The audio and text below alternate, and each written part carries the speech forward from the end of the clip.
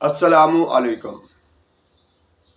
सच्चे मुसलमानों और प्यारे पाकिस्तानियों, सबसे पहले आपका बेहद शुक्रिया कि आप वीडियो को रोज़ाना सुनते, देखते और फिर इस अज़म के साथ कि अमल भी करते हैं।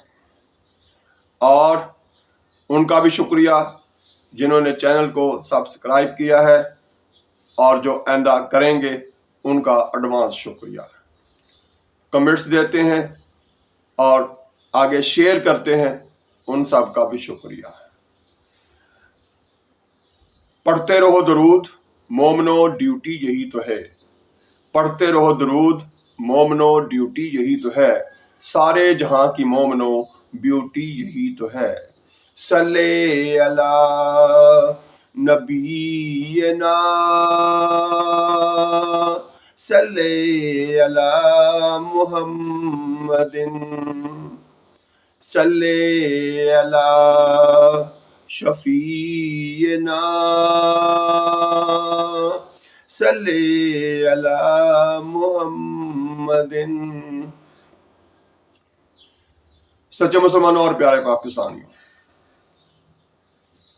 आप लोग इस अज़म के साथ, इस चैनल के साथ जुड़े हैं कि हम अपने मुल्क की निज़ाम की बेहतरी, सिस्टम की बेहतरी के लिए जो कुछ हम कर सकते हैं आम आवाम, वो करने का अज़म करें और आइंदा से अपने मुल्क के निज़ाम को, कानून को बेहतर बनाने में हुक्मरानों को भी जगाएं और ख़ुद भी जागते रहें। तो हम इसके साथ साथ सियासत में बात कम करते हैं, क्योंकि सियासत आजकल जो है वो सिर्फ और सिर्फ वही करेगा जो अपना घर तोड़वा सकता है, जो जेल में रह सकता है। इसलिए सियासत में बात कम करते हैं कि हम जेल नहीं जाना चाहते और ना ही हम अपना घर तोड़वाना चाहते हैं, लेकिन फिर भी हुक्मरानों को याद ज़रूर दिलाते रहेंगे कि आप जो कुछ कर रहे हैं वो गलत है और वो गलत रहेगा। क्योंकि 45 पे हार जाने पर फॉर्म 47 पे जीत जाने वाले, जब वो उनकी बुनियाद ही गलत है, झूठ पर मबनी है, तो फिर वो मज़ीद जो काम करेंगे वो कैसे दुरुस्त हो सकते हैं। तो प्यारे पाकिस्तानियों, आते हैं पहले आज की हदीस की तरफ। हमारे प्यारे आका हज़रत मोहम्मद मुस्तफ़ा सल्लल्लाहु अलैहि वसल्लम का फरमान है, बाजमात नमाज को तन्हा नमाज पर 25 दर्जे फजीलत हासिल है। सही बुखारी हदीस नंबर 648, 648। इस हदीस में हमारे प्यारे आका हज़रत मोहम्मद सल्लल्लाहु अलैहि वसल्लम हम तमाम उम्मतियों, तमाम मुसलमानों को बाजमात नमाज की फजीलत बयान करते हुए, बताते हुए कह रहे हैं कि बाजमात नमाज जो है उसका अजर 25 दर्जे ज़्यादा है। बाज़ रवायात में 27 दर्जे भी है। तो अब हमें खुद सोच लेना चाहिए, अव्वल तो हम नमाज पढ़ते ही नहीं, अगर पढ़ें भी तो फिर घर में पढ़ने को तरजीह देते हैं, जबकि हमारे आका हज़रत मोहम्मद सल्लल्लाहु अलैहि वसल्लम हमें बता रहे हैं कि बाजमात नमाज जो है उसकी ज़्यादा फजीलत है, उसका ज़्यादा अजर है, उसका ज़्यादा सवाब है। तो ये तो रही हदीस की बात। अब आते हैं रोज़मर्रा की गुफ्तगू की तरफ। तो उसमें यह है, सबसे पहले मैं यही कहा करता हूँ कि सच बोलना चाहिए, झूठ से अपने आप को बचाना चाहिए। हमेशा गीबत से अपने आप को बचाने की कोशिश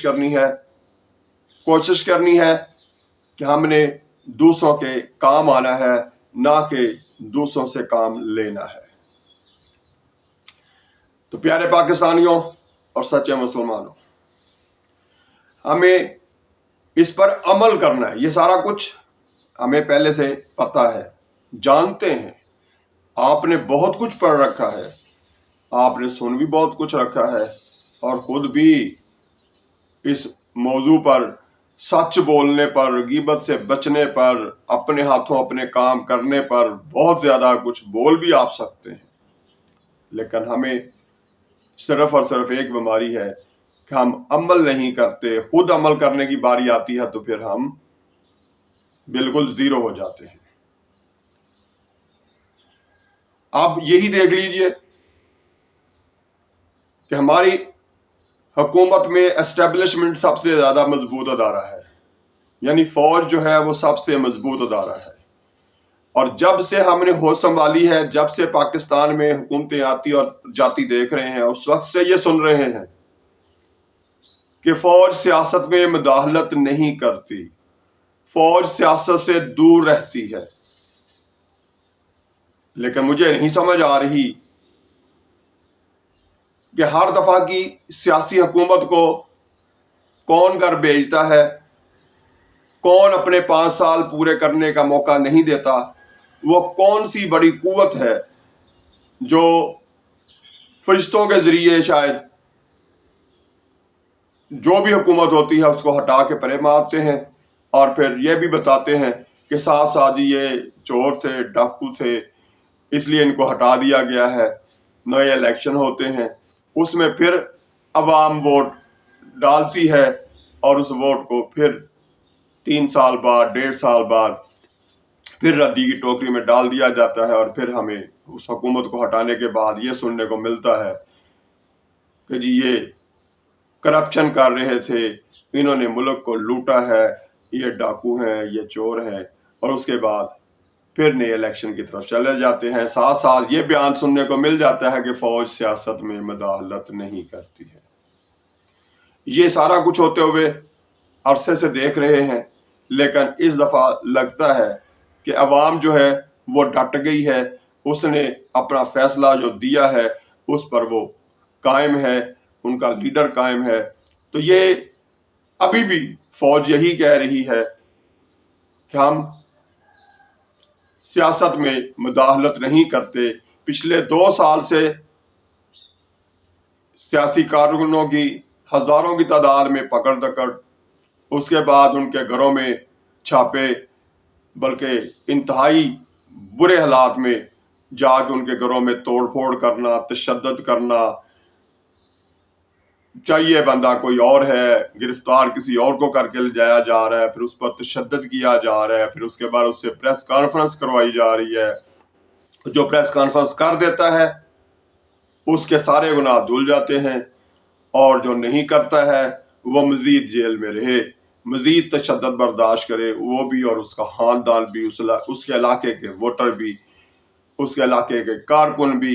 یہ سارا کچھ پتہ نہیں کس ملک کے کون سے لوگ ہیں، کس ملک کے کون سی ایجنسیاں ہیں جو ہمارے ملک میں آ کے یہ سارا کچھ کر رہی ہیں، یا شاید کوئی شیطانی قوتیں ہیں، شیطان کے چیلے ہیں جو یہ سارا کچھ کر کے چلے جاتے ہیں، اور اس کے بعد ہماری اسٹیبلشمنٹ جو ہے، ہماری جرنیل جو ہیں، ان کی طرف سے ہمیں یہی سننے کو مل جاتا ہے کہ فوج سیاست میں مداخلت نہیں کر رہی۔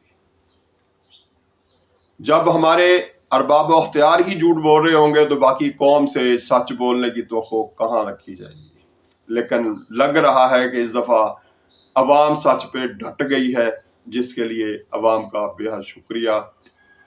آپ لوگ اب یہ سارا کچھ آنکھوں سے دیکھ رہے ہیں اور پہلے بھی دیکھتے رہے ہیں، اس لیے سمجھ آ گئی ہے کہ غلط کون ہے، درست کون ہے، کہاں پر غلطی ہو رہی ہے، اور اس غلطی کو اب کیسے سدھارا جا سکتا ہے۔ اس پر عمل جاری ہے، اور یہ عمل میرا خیال ہے کہ اگلے 1-2 مہینوں میں مکمل طور پر حق اور سچ جو ہے اس کی جیت ہوگی۔ اور یہ جو عرصے سے سن رہے تھے کہ فوج سیاست میں مداخلت نہیں کرتی ہے، لگتا ہے کہ اس بار واقعی مداخلت ختم ہو جائے گی۔ تو پیارے پاکستانیوں اور سچے مسلمانوں، اپنے کاز کے لیے، اپنی سچائی کے لیے جو ڈیوٹی اللہ تعالیٰ نے ہمارے اوپر لگائی ہے اس پر ڈٹے رہیے، اور کوشش کیجئے तशद्दुद से दूर रहकर किसी को तकलीफ पहुंचाए बगैर अपनी बात को मनवाइए और इंशाअल्लाह ताला अल्लाह ताला कामयाबी देने वाला है। अपने बच्चों की अच्छी तरबियत कीजिए, खुद भी सच बोलने की आदत अपना के उस पर अमल करने की आदत जारी रखिए। पाकिस्तान जो है वो यही चाहता है, हमारा मज़हब, हमारा रब हमसे यही चाहता है कि सच बोलो और सच का पहरा दो। तो प्यारे पाकिस्तानियों, हम सबको अल्लाह ताला तौफीक दे कि हम अपने ताई ये सोच लें कि हमने हर हाल में सच बोलना है और सच का ही बोलबाला करना है और सच बोलने वालों की हौसला अफजाई भी करनी है। तो प्यारे पाकिस्तानियों, अल्लाह ताला हम सबको, हमारे प्यारे वतन को हर बुरी नज़र से महफूज रखे और हम आगे बढ़ें अपने प्यारे मुल्क की, अपने प्यारे मज़हब इस्लाम की सरबुलंदी के लिए, तरक्की के लिए, बेहतरी के लिए सच बोलें और सच ही बोलते चले जाएं और उसी पर कायम रहें।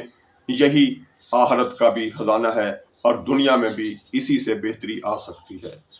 अल्लाह ताला हमें तौफीक दे आइंदा भी सच बोलने और सच को आगे शेयर करने की। आइंदा वीडियो तक के लिए अल्लाह हाफिज़। पाकिस्तान जिंदाबाद।